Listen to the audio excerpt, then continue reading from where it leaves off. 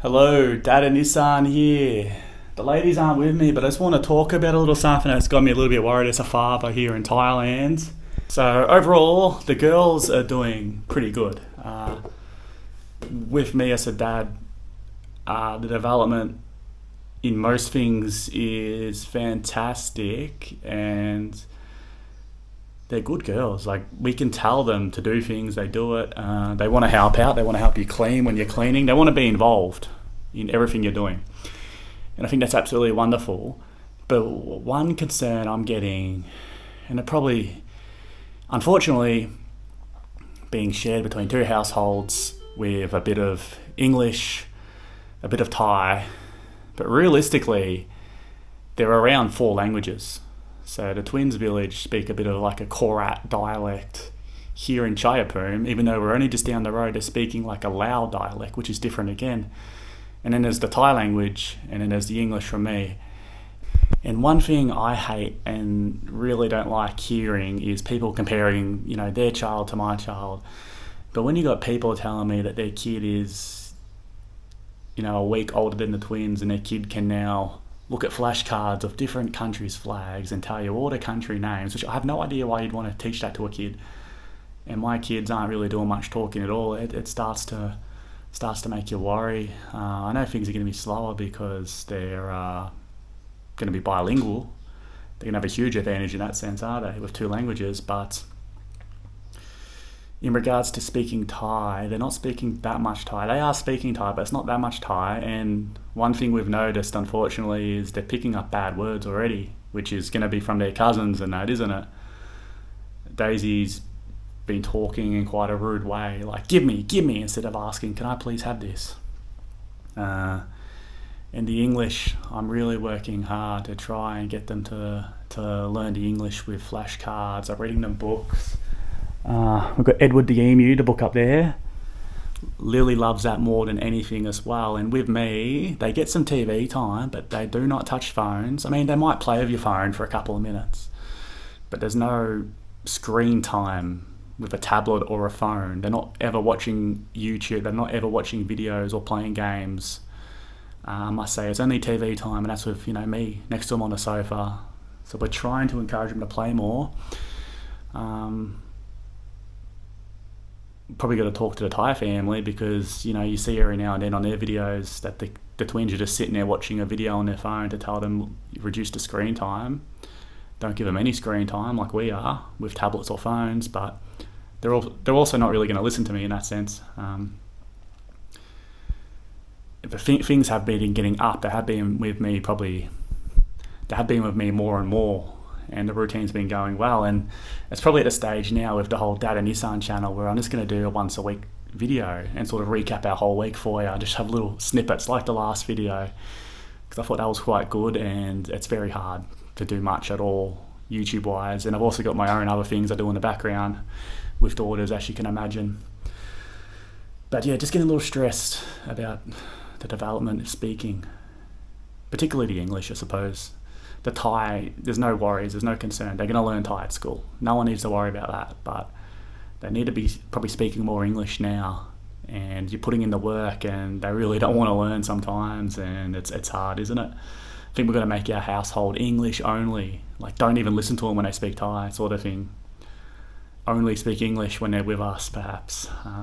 But I'd be curious to know if anyone's got some thoughts or ideas in that sense.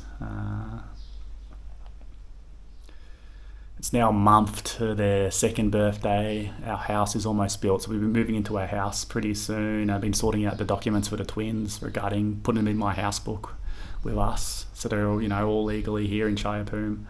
But yeah, they're doing well.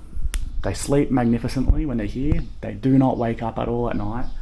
I do see probably one side affects, I guess, the Thai family. It seems like they don't sleep well the first night back with grandma, and that's because I let them sleep late. They won't go to bed till 9:30 at night.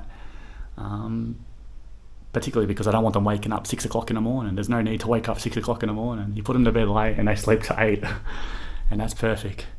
And the twins are pretty happy like that. They like staying up late, having fun, watching Papa, and they're still not overly happy to be going to bed late at night, I must say.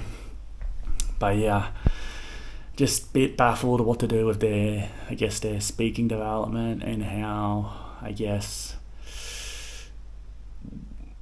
we combat them using bad words, and they're, obviously going to pick up bad phrases from their cousins. They're young lads, they're young boys, but, what do we do in that sense? They'll be, obviously, with me more than they're not once the house is built, and then I'm going to enroll them into the school near the house for their nursery, which is later this year.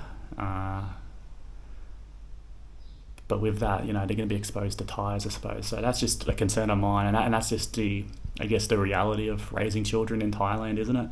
Unfortunately, surrounded by everyone speaking Thai or Lao or Korat or whatever dialect they're speaking, versus the one English speaker that they get exposure to. You could, I suppose, opt for private nursery. There's probably not a huge amount of options here in Chaiyapoom that provide that English side of things. It's also not really viable financially for us to be paying for private schooling right now. Just building a house, if you haven't noticed, and still got things to do. But down the road, it definitely could be an option when they're in, high school, etc. But yeah, I've probably just had a few, I guess, sleepless nights about it. Spoke to a friend of mine who's, raising a child here in Thailand, and his advice was not to worry, but his advice probably stressed me more because his child was only speaking English to 4 years old and didn't have that Thai. So that probably stressed me more than anything. I mean, worst gets to worst, if the English never clicks, it just inspires me more to learn the Thai, which I am always doing. People like to give me a slap about the Thai language skills, but when you've got to take care of your family and you've got to support your family, you don't have an endless amount of time to be studying the languages. But my reading is coming quite along, and I'm